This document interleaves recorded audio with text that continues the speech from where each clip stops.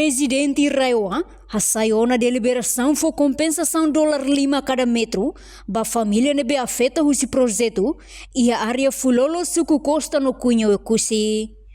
Presidente da Autoridade Regional Administrativa Especial ekusi, Rogério Tiago Lobato, ba jornalista Sira, foi no encontro o primeiro-ministro Kairala Sanana Guzmão e a Palácio Governo dele.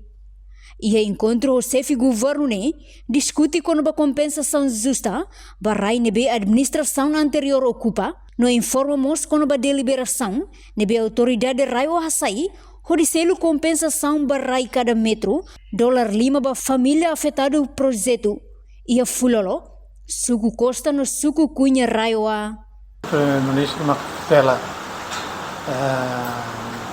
a região administrativa especial de Coxambeno e realmente podia reunir com os assuntos do que dá. O primeiro assunto é o podia reunir com a compensação justa para a RAI-NVE, a administração Ulo ocupa e da selo a cara que selo folinida que se a raça que impõe.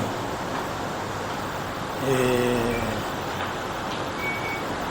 a informação do primeiro-ministro que a Mihalo de deliberação ida depois de negociação o Raina em Sira ameaçar folin compensação na vez Sira o que cara for $3 né para $5. Naturalmente que Raina em Sira cara casliu mas bem a mim kuliah Sira kemudian tengkaremos ba meios nebe estado ia nebe preso nebe Raioa delibera makanya selo basira $5 por metro quadrado.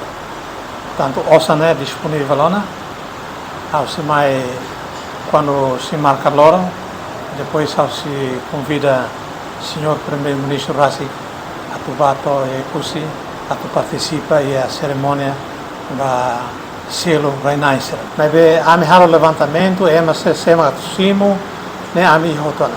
Daí o problema a me bela faculta buat né por escrito, daí me a me halo buat toda transparência. Importante mas né a me rola decisão ida política para atu hasa os $3 para $5. E ossa moça selo né disponível lá. Rai liliu e a parte fulolo nian, fulolo e a suku cunha, suku costa, ossa nian. Né, o centro que está muito curto, mais de $1 milhão.